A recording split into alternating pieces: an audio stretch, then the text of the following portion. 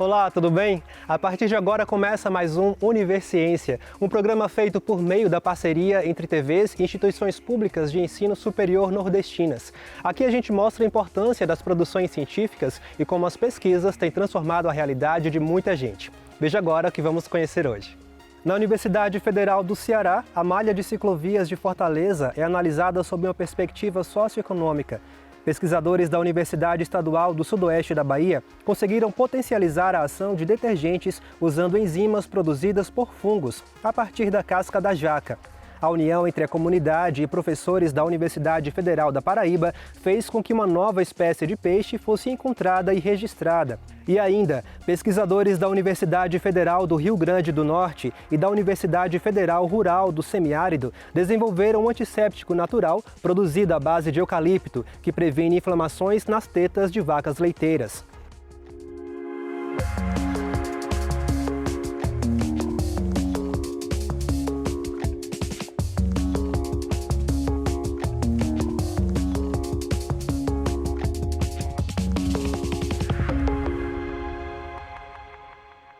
Nos últimos anos, tem se estimulado o uso da bicicleta em Fortaleza como alternativa de mobilidade urbana. Em 2012, a cidade contava com menos de 70 quilômetros de rede cicloviária. Hoje, já são mais de 410 quilômetros. Mas como essa rede está distribuída pelos bairros? Esse foi o questionamento de um estudante da Universidade Federal do Ceará que desenvolveu um índice para entender a situação. E a gente confere agora os detalhes desse estudo.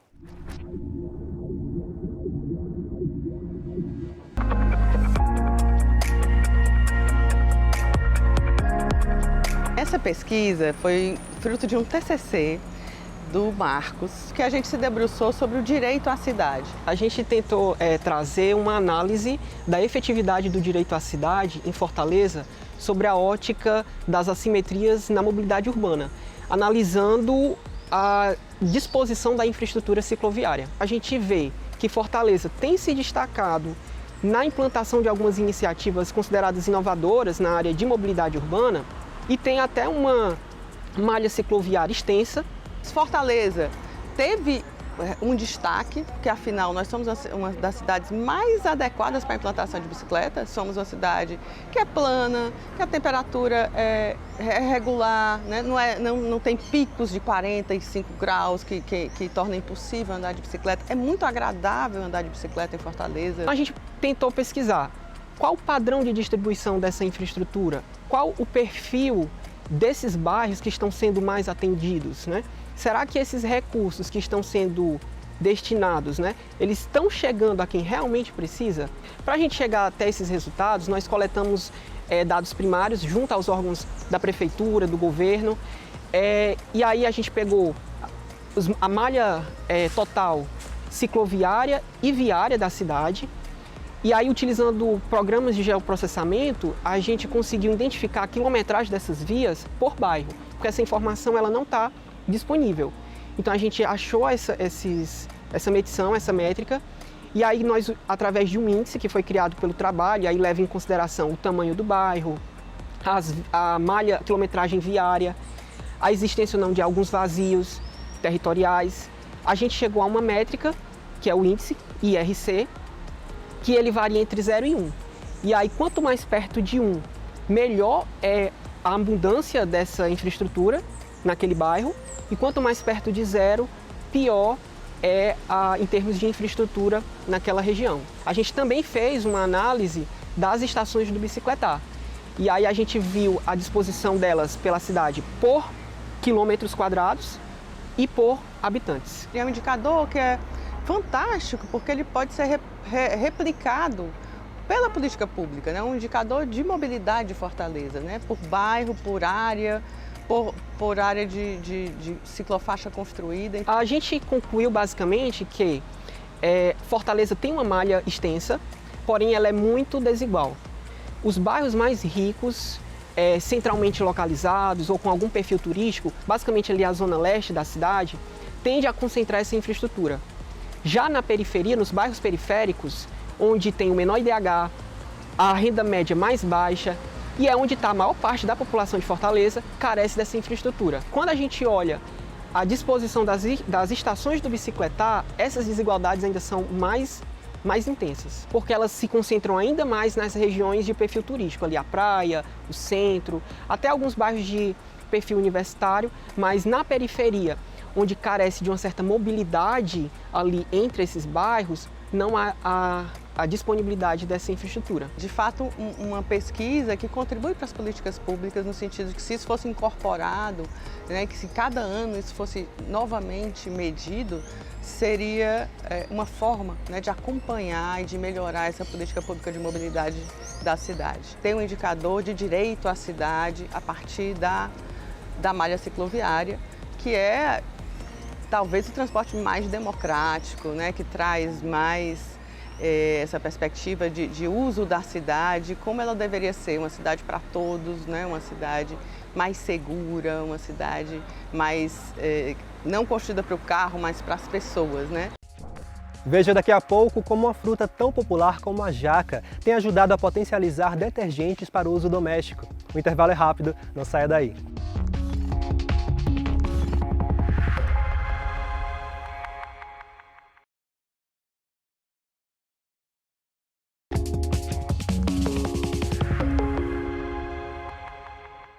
Enzimas são substâncias naturais produzidas por todos os seres vivos que são capazes de promover a quebra de moléculas. Uma pesquisa da Universidade Estadual do Sudoeste da Bahia descobriu que uma enzima produzida por um fungo alimentado com a casca da jaca pode ser capaz de quebrar moléculas de gordura.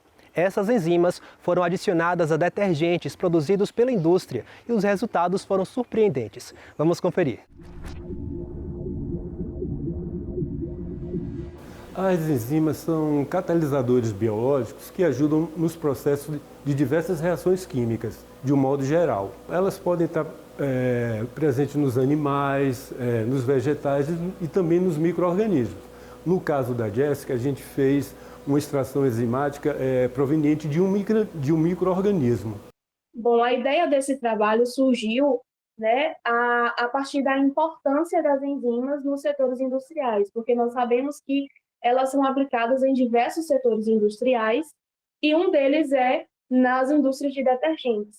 Só que o custo de produção das enzimas ainda é muito caro, então o uso delas acaba sendo limitado. Então, diversos trabalhos, né, têm sido desenvolvidos com o intuito de obter uma forma de produzir essas enzimas com um custo mais reduzido. Primeiro, a gente está tentando reduzir resíduos agroindustriais, né, utilizando uma casca de uma fruta, que nesse caso é a jaca, que é um produto muito consumido no Nordeste. Então, você tem um volume grande de resíduo. E com isso também a gente está buscando baratear e também melhorar a eficiência de um detergente comercial. Cerca de 70% da produção de jaca é descartado. E a casca da jaca compõe aproximadamente 50% de todo o fruto. Então, imagine aí a quantidade de casca de jaca que é produzida em todo o ano e que não tem nenhuma utilidade. Então, através desse trabalho, né, a gente fez o uso, né, da casca da jaca como substrato no processo de fermentação em estado sólido e vimos que ele é um resíduo promissor para que a gente pudesse estar utilizando ele para a obtenção de enzimas, porque o micro-organismo ele vai crescer, né, nesse resíduo, ele vai se nutrir dos nutrientes que compõem esse resíduo e através ali do metabolismo do micro-organismo ele vai acabar secretando algumas enzimas, como, por exemplo, as enzimas que foram estudadas no meu trabalho. Aqui no laboratório a gente tem vários fungos isolados de plantas e do solo. Então a gente observa desses fungos quais produzem aquelas enzimas, aquelas proteínas que a gente quer, que a gente tem interesse para essa aplicação, que no caso é a lipase, celulase e a amilase. Então a gente faz teste aqui no laboratório e vê quais desses fungos produziram aquelas enzimas que a gente tem interesse. Claro que a gente coloca substâncias em um shaker, né, que shaker é um misturador com a temperatura de 30 graus Celsius, que é a temperatura que o fungo cresce, e depois faz um teste para ver qual daqueles inúmeros fungos que a gente testou, a gente chama isso de triagem, quais daqueles fungos que a gente testou produz aquilo que a gente quer. Nós selecionamos 3 detergentes comerciais, detergentes específicos para a lavagem de roupas, e aí nós avaliamos a compatibilidade das enzimas que foram produzidas no trabalho com esses detergentes. Primeiramente, esses detergentes eles foram diluídos em água para a gente simular, né, o processo de lavagem, e eles foram submetidos também a uma elevada temperatura para que a gente pudesse estar desnaturando qualquer enzima que estivesse presente ali na composição daqueles detergentes. Como uma garantia que só iria estar presente a enzima que nós adicionássemos. Então, selecionado o detergente, né, que as enzimas se comportaram melhor, nós demos continuidade, que aí é onde entra o teste de lavagem. No primeiro tratamento, a gente fez a lavagem apenas com água. O segundo tratamento, a gente fez a lavagem apenas com o detergente comercial. O terceiro tratamento, a gente fez a lavagem com a solução detergente mais 2% de enzima. E o quarto tratamento, a gente fez a lavagem do tecido com detergente mais 5% de enzima.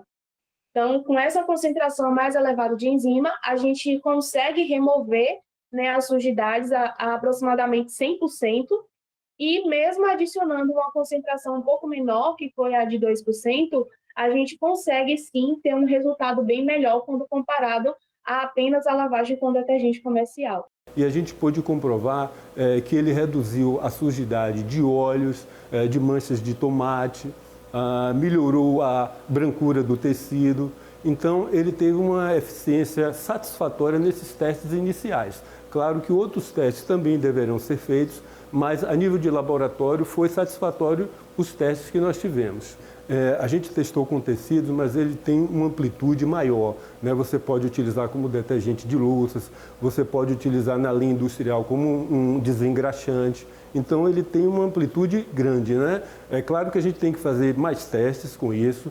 Então, a gente também busca parcerias com indústrias que estejam interessadas na região em continuar essa pesquisa, porque a função da universidade é essa. A gente desenvolve para melhorar as condições da sociedade, das indústrias. É assim, né, que a universidade ela progride e ela mostra a sua importância para a sociedade. Na busca pela manutenção da biodiversidade, ao mesmo tempo em que devemos nos preocupar com a preservação de animais já conhecidos, catalogar novas espécies também é muito importante. Nesse sentido, um pesquisador da Universidade Federal da Paraíba acaba de catalogar uma nova espécie de peixe, identificada entre os estados da Paraíba e do Rio Grande do Norte, e que nós vamos conhecer agora. De vários formatos, cores e tamanhos, eles podem viver em água doce ou salgada. Encontrar uma espécie desconhecida é um marco na vida de qualquer estudioso. Quando a gente viu aquele peixe ali, a gente já sabia que era uma espécie nova. E quando a gente viu a coloração, viu que ele era completamente diferente dos peixes que a gente conhecia aqui, então lá no momento a gente já viu, ó, essa aqui é uma espécie nova, aí foi uma alegria só. Uma alegria e tanto para o professor Telton Ramos, coordenador do Peixes da Caatinga, projeto da UFPB. Então, essa espécie foi descoberta por um morador, né, que mora num assentamento, e aí ele enviou a foto para um pesquisador amigo nosso. Esse pesquisador mandou a foto para a gente, né, e a gente viu que era uma espécie completamente diferente das espécies que a gente conhece, né, da região. Então, a gente viu que a possibilidade dessa espécie ser uma espécie nova, né? Então, a gente ficou louco, né, quando viu aquilo ali. Então, a gente decidiu, né, montar uma expedição. Né? A gente não tinha recursos no momento e terminamos fazendo uma vaquinha lá no Peixes da Caatinga. O pessoal contribuiu. E ali estava a descoberta de um peixe sazonal, que vive conforme a chuva em poças ou pequenas lagoas. O pesquisador aponta hipóteses sobre essa origem. A maioria dos peixes são encontrados em rios, né? Então você sabe da conexão do rio com o outro. No caso desse grupo de peixes é um pouco diferente. E os parentes próximos desse peixe, né, estão em Tocantins, na bacia do rio Tocantins, na bacia do São Francisco e no Ceará. Né? Então tem uma certa distância e aí a gente está tentando entender através da biogeografia ou através da ecologia como é que esse peixe surgiu ali. Mas não basta conhecer a nova espécie, é preciso fazer o registro científico. A gente traz alguns exemplares para cá, para a universidade, certo? E aí a gente vai medir, vai fazer as contagens, né? Vai fazer a caracterização dos exemplares, da espécie, certo? Para descrever uma espécie, a gente vai ter que provar, né, como essa espécie, quais são as características características dessa espécie que difere das outras espécies, certo? Então a gente tem que mostrar, né, quais são as diferenças, tipo o jogo dos 7 erros, sabe? A gente pega esse peixe aqui e vai dizer, ele é diferente desse, né? E aí a gente mostra essas características e aí isso a gente vai publicar numa revista científica, não é? É tipo um batismo, né? aquele artigo, né? E aí depois que é publicado, né? numa revista científica, é que esse peixe é considerado uma espécie nova, né? E no momento de batizar o peixe?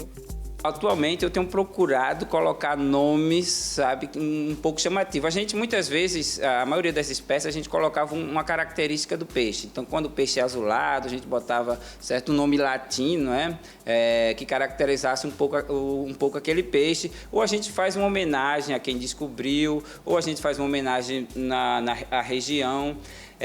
Ultimamente eu tenho descrito espécies e tenho colocado nomes, né, de pessoas importantes daqui do Nordeste, por exemplo, né, há um ano atrás eu acho que a gente descreveu uma espécie chamada Parotocinclus jacksoni, né, justamente em homenagem ao Jackson do Pandeiro.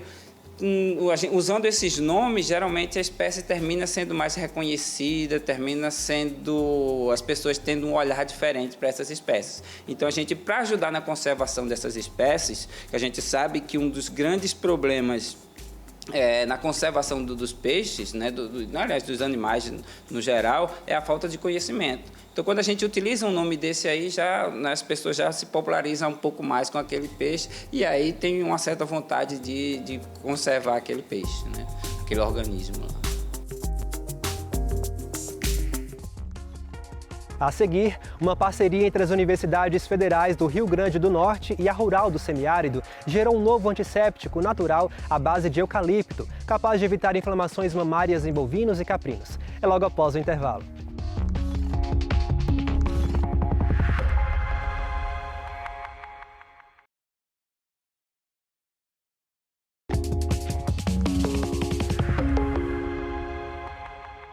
A prevenção de doenças causadas por fungos e bactérias em bovinos e caprinos é de extrema importância para a produção leiteira.